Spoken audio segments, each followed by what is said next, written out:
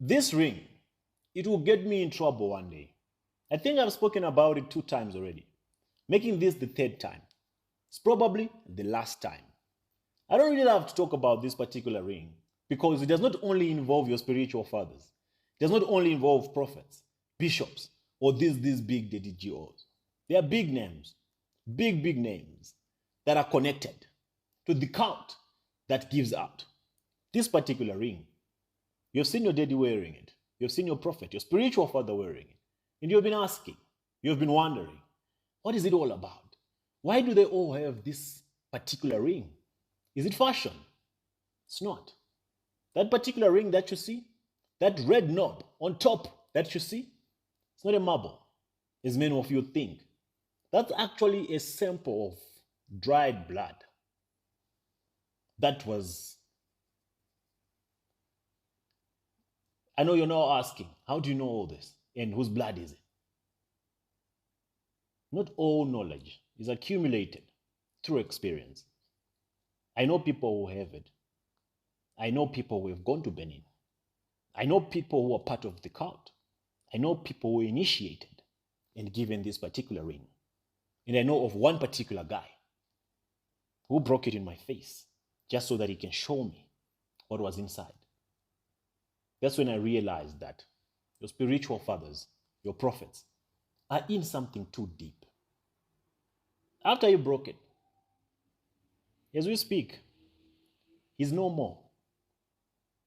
Before he passed away, his children all perished in accidents.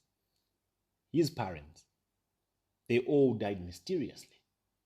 Everyone that was connected to him is probably no more. I mean, I'm talking of the people that I used to know. Those are the consequences of breaking the covenant.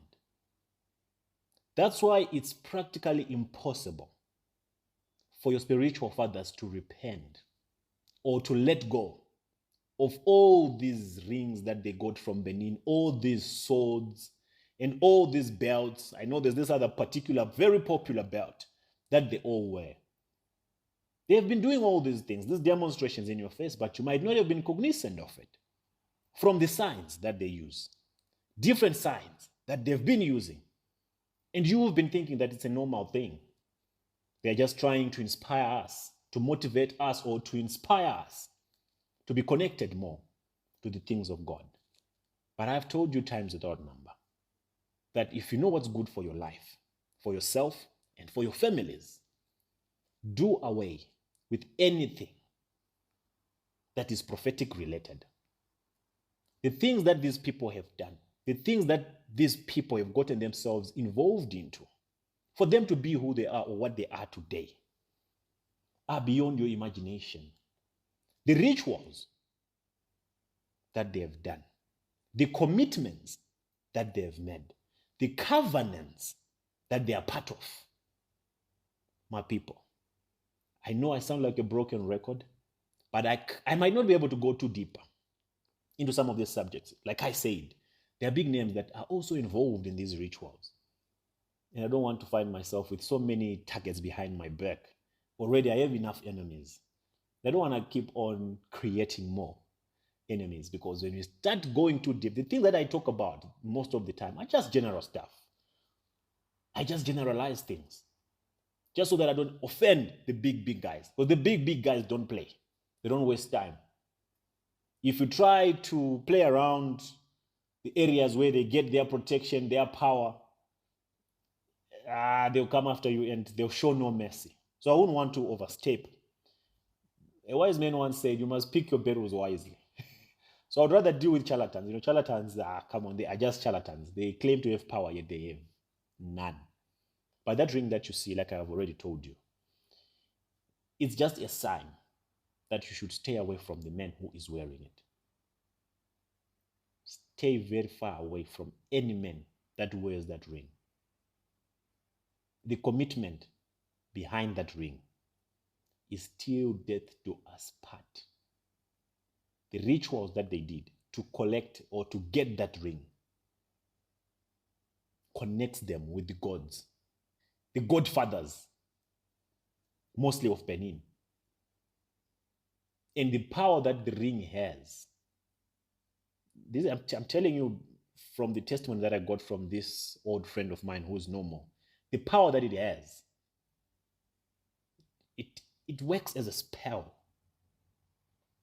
that as long as he wears it and he is in contact with you,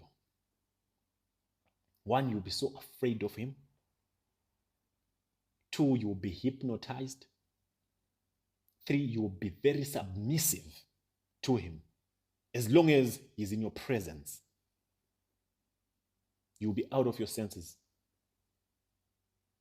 You'll be his subject. To those of you who have been to prophetic shrines, I'm sure you know what I'm talking about. That kind of feeling that you get when you're under the sound of his voice. To women, it works differently. It arouses them. The majority of women who go to prophetic ministries, they are forever aroused when the man of God in courts, when the man of God is on the pulpit, or when the man of God enters the building. All of them. And I'm speaking from the testimonies that I get from those who successfully broke out of these cults.